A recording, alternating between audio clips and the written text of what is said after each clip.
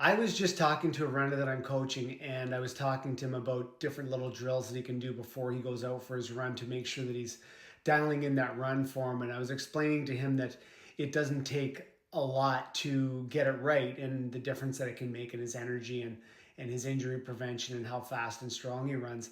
But what came out of that was we were talking about how you can really scan your body a few times during the run, maybe every 5 minutes, every 10 minutes, whatever works for you, whenever it comes to mind. And you can tell where those, what we call energy leaks, will come from, okay?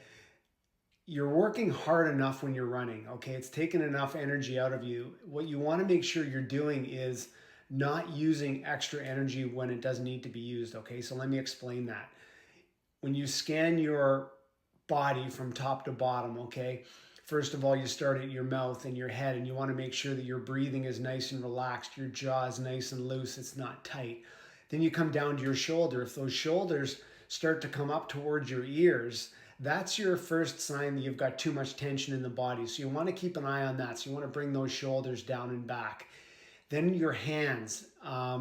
You want to make sure that those hands are nice and loose, almost they talk about, like, think about holding on to a cotton ball. So you want to have those hands nice and loose, because that's another sign of tension. If you're gripping those hands, that's more tension, that's more intensity that is not going into your legs or going into that running motion. Bringing the arms and elbows in close to your body, because the further they are out, okay, what that does is it works against wind resistance, just makes things just a little bit harder, okay? So you want to bring the elbows into your body, your arm swing. You want that arm swing to come out to the center line of your body and no further. And what that will do is that will cut into wind resistance as well, okay?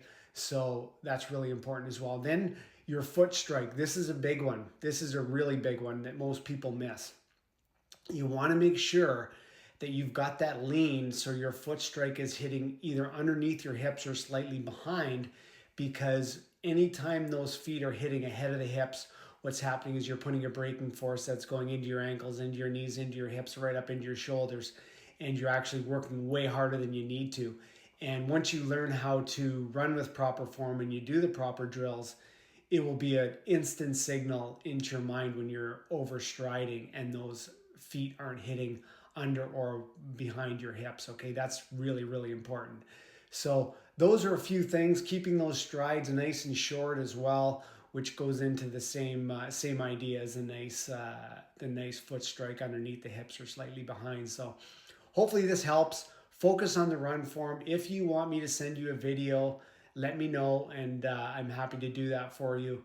But if you can nail your run form down, it is going to be an absolute game changer in your injury prevention, in your time, how easy it is to run, and just the whole enjoyment of it. So have a great day. If you have any questions, let me know. Take care.